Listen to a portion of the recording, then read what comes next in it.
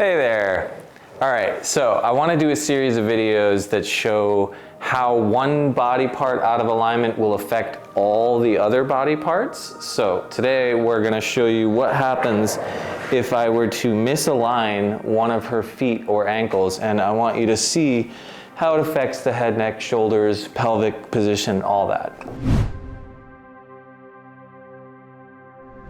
Right now, Stephanie, who's wonderful, is standing in a pretty neutral position. I will point out that her right foot is slightly externally rotated, but not massively so. All right, so the first thing I'm going to do is have you notice what happens when I take her foot and put it into neutral. If this just comes in a hair, all right, that is more of a neutral foot position, right? And so we'll start there. Take a note, right? So from left to right, she's pretty even. The only thing that really sticks out to me at the end is the very slight tilt of the head at the very, very top of the spine at the AO joint. It's very subtle. Right now, we're gonna make this not at all subtle. So the first misalignment I'm going to introduce to her entire system is to externally roll or supinate the foot.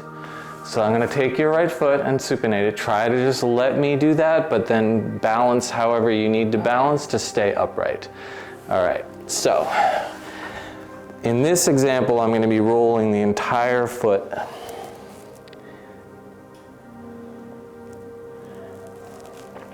Now notice the pelvis tilt, the entire body tilt. Try to keep your eyes as if you're talking to somebody, right?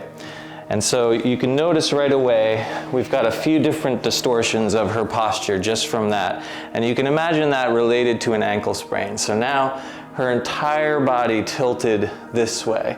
That's one option. Some people might tilt and other tilt their body in different ways, but now, if I actually bring this back to neutral, you can see that entire system readjust. And so I want you to start noticing if your clients come in for head, neck, and shoulder issues, there may be a source way down here that's affecting all of that. All right, so the second distortion or misalignment I'm going to introduce is an external rotation of the foot.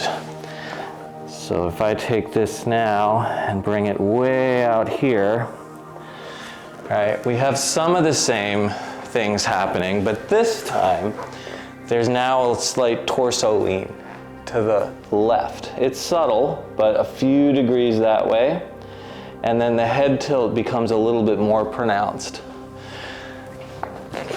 Okay, so now we're going to go the other way, and I'm going to internally rotate the foot.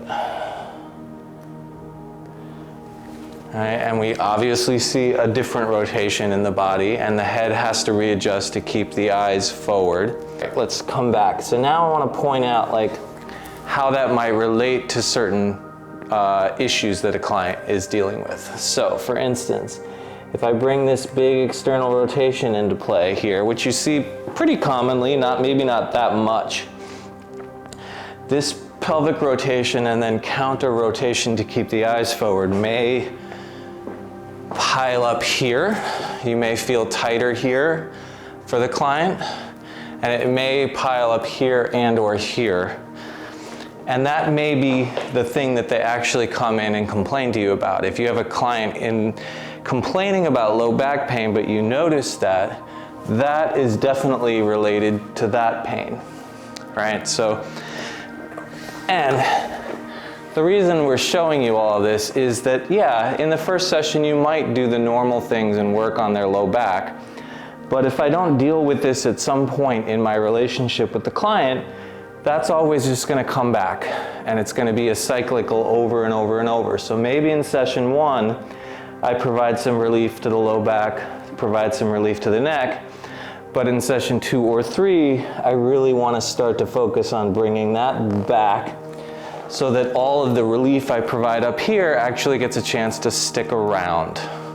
Now I wanted to show you the exact same set of changes and distortions of her posture in side view so you can see how it affects the alignment of the joints up and down the body. All right, so right now she's roughly standing in neutral, and just to remind everybody from a body reading perspective, what we're really looking for, a neutral side view would be the ear, shoulder, hip, knee, and ankle all lined up on a vertical line. Stephanie's actually in pretty good shape there. She's roughly close to neutral. Some people will be noticeably forward or backwards on that line with different joints. But now if I take this foot and I externally roll it as if she had sprained her ankle, we can see a few different things from the side view here. One, this hip hikes up a little bit and crunches into this space, so that certainly could lead to some feeling of low back pain or hip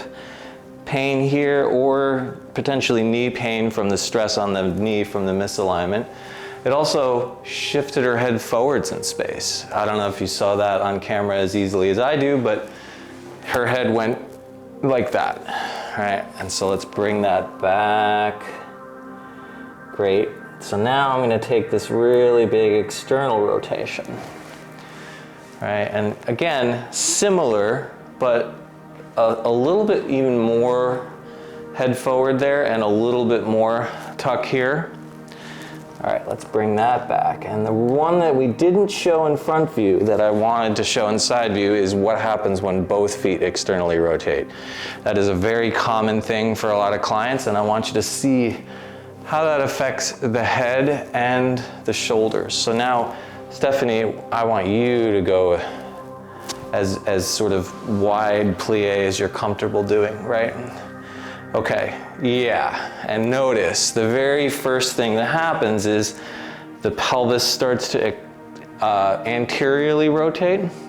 The rib cage posteriorly rotates, which isn't really a term they teach you about in school, but I talk about that as where the top of the rib cage lands up. So the top of her rib cage has to angle backwards, the pelvis angles forwards, and the head comes forward a little bit like that. Right, and so you really can see this tightening of the mid-back in response to this external rotation down here. So let's bring your feet back to neutral and see if that opens that up. Yep, and you see this lift here and this change of the head eyes. So all that mid-back traps tension that you're spending 30 minutes on the table grinding out with your elbow, that might not go anywhere if you don't change the hip sockets and get the feet to point towards the front.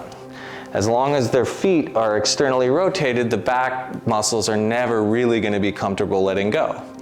So there's another way that you can see how, yeah, the client might be complaining about their back or their neck or their shoulders, but I've really got to deal with what's happening down here at some point in a series of sessions. So there you go. There's an example of how maybe an old ankle sprain or a plantar fasciitis symptom or stress fracture of the foot or a bunion might cause your brain to change the foot relationship and how that affects everything else above it.